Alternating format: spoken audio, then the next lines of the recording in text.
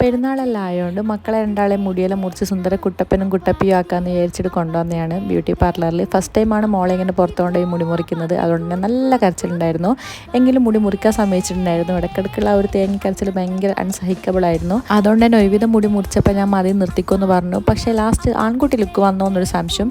പിന്നെ അവർ ബോട്ടിൽ വെള്ളം കൊടുത്തിട്ടുണ്ടായിരുന്നു. അത് കുടിയായിരുന്നു. കാരണം കാരണം കൊണ്ടാണോ എന്നറിയില്ല. സാധാരണ ഇവൾ നല്ല വെള്ളം കൂടി കുറവായിരുന്നു. അവിടെ നിന്ന് നല്ലോണം വെള്ളം കുടിച്ചിട്ടുണ്ട്. പിന്നെ മോനും ആദ്യം കരച്ചിലൊന്നും ഉണ്ടായിരുന്നില്ല. പിന്നെ ഭയങ്കര കരച്ചിൽ. ഇത് ഇവൻ്റെ സ്ഥിരം പരിപാടിയാണ്. ഇവൻ രണ്ടാമത്തെ തവണയാണ് ഇങ്ങനെ പകുതിമൊന്ന് മുടി മുറിച്ചിട്ട് വരുന്നത്. പക്ഷേ പൈസ അവർ ഫുള്ള് വാങ്ങിയിട്ടുണ്ടായിരുന്നു.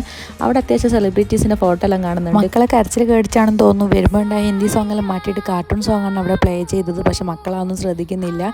ഈ ഒരു സമയത്ത് ഇക്ക മുടിയെല്ലാം ഒന്ന് സെറ്റാക്കാൻ പോയി. അപ്പോൾ അവിടുത്തെ ലേഡീസ് ഓഫ് മക്കളെ കളിപ്പിക്കുന്നുണ്ട്, മുട്ടായെല്ലാം കൊടുക്കുന്നുണ്ട്. മുട്ടായി കിട്ടിയപ്പോൾ മോൻ്റെ ഒരു നോട്ടം കണ്ട. ഞാൻ സാധാരണ മുട്ടായി അവർക്ക് അങ്ങനെ കൊടുക്കാറില്ല, അത്യാവശ്യമേ കൊടുക്കാറുള്ളൂ. അപ്പോൾ അതൊക്കെ കഴിഞ്ഞ് ഇക്ക വന്നപ്പോൾ ഞങ്ങൾ നേരെ വീട്ടിലേക്ക് വിട്ടു. അപ്പോൾ ഇത്രയേ ഉള്ളൂ.